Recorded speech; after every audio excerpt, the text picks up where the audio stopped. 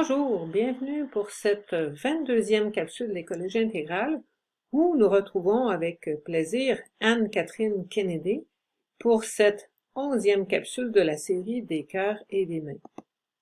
Vous avez déjà rencontré Catherine Kennedy à quelques reprises. Vous savez donc qu'elle est chargée de programme à développement et paix pour l'Amérique latine. Il y a une couple de semaines, elle nous avait parlé des fausses solutions au changement climatique qui sont proposées par les grosses compagnies agroalimentaires et qui sont dénoncées par les partenaires de développement et paix. Eh bien, cette fois-ci, les partenaires de développement et paix du Brésil vont parler des solutions qu'eux proposent. Vous allez voir que ce sont des solutions beaucoup plus locales, beaucoup plus près de la vie des communautés. Au Brésil, on travaille avec la CPT, la Commission pastorale de la terre, qui est une pastorale sociale de la Conférence nationale des évêques du Brésil. Et la Conférence nationale des évêques du Brésil a plusieurs pastorales vraiment intéressantes, vraiment, même qu'on pourrait dire flyées. Il y a la pastorale des causes autochtones, qui est le CIMI, partenaire historique de développement et paix, la CPT, la Commission pastorale de la terre, qui est aussi un partenaire historique de développement et paix, qui défend les droits des paysans et des peuples traditionnels, mais il y a aussi la pastorale des pénitenciers, des gens en prison, la pastorale de la femme marginalisée, donc qui est obligée de se prostituer, la pastorale de la jeunesse rurale, il y en a vraiment beaucoup. C'est des pastorales qui sont vraiment ancrées dans les communautés, où il y a des agents communautaires, pastoraux, qui œuvrent et qui font le pont entre le vécu des communautés et l'Église catholique brésilienne.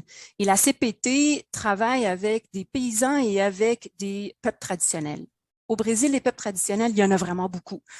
Il y a les autochtones, ça c'est une catégorie, mais il y a ce qu'on appelle les peuples traditionnels en plusieurs. C'est par exemple des ribeirinhos, des gens qui vivent le long de petites rivières en Amazonie, par exemple. Il y a les quebraderas du coco, les femmes qui brisent un petit coconut. Il y a les seringueiros, c'est des gens qui travaillent le caoutchouc. Et donc, essentiellement, c'est des communautés rurales qui vivent de façon traditionnelle et qui sont des extractivistes traditionnels et durables. Donc, eux, ils utilisent les ressources naturelles du territoire et ils produisent des choses, des fois même qu'ils transforment et qu'ils vendent dans les marchés locaux, mais ils le font de façon durable. On sait comment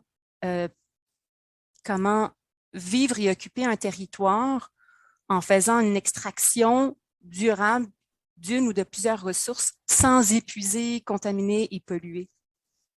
Mais ça ne donne pas d'énormes profits à des petits groupes d'individus ou à des petites entreprises. Donc, ce n'est pas un modèle qui est vraiment mis de l'avant par les gouvernements, ni au sud, ni au nord, vraiment, parce que le Canada n'est pas particulièrement intéressé à appuyer des petits extractivistes durables en Amazonie ou dans les régions rurales du Brésil.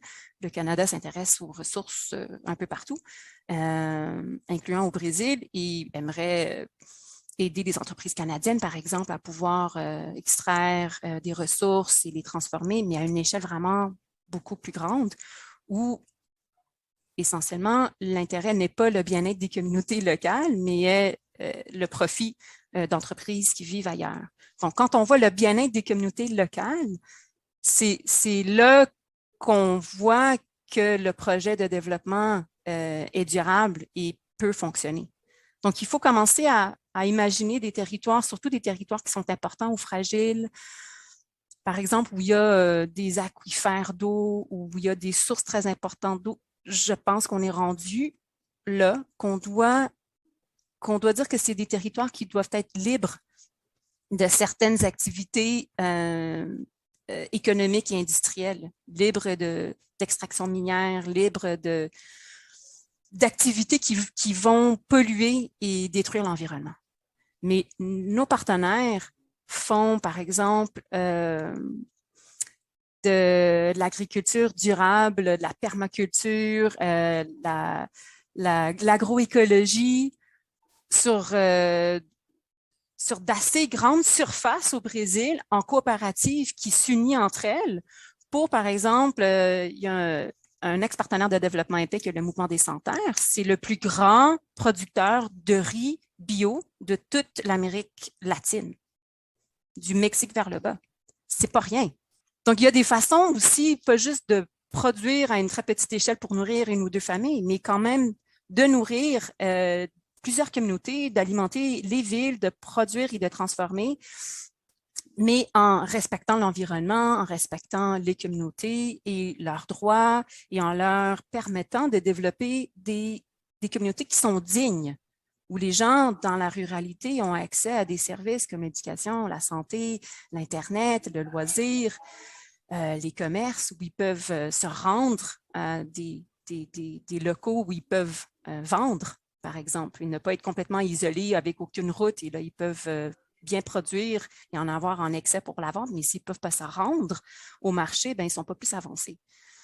Donc, on voit que les partenaires ont beaucoup d'idées, ils comprennent la science, ils savent comment produire bien.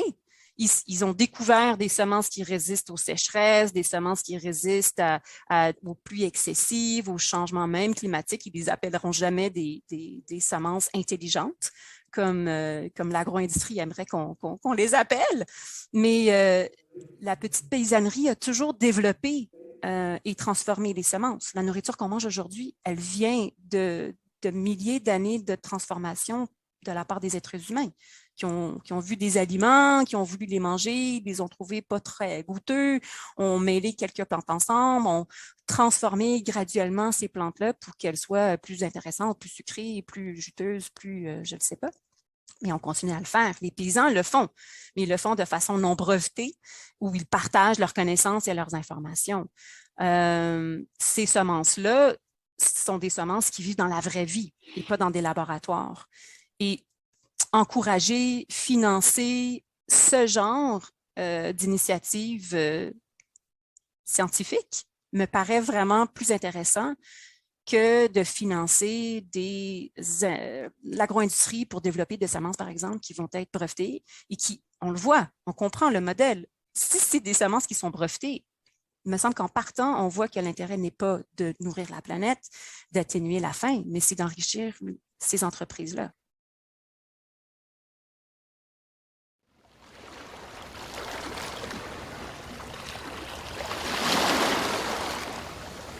Thank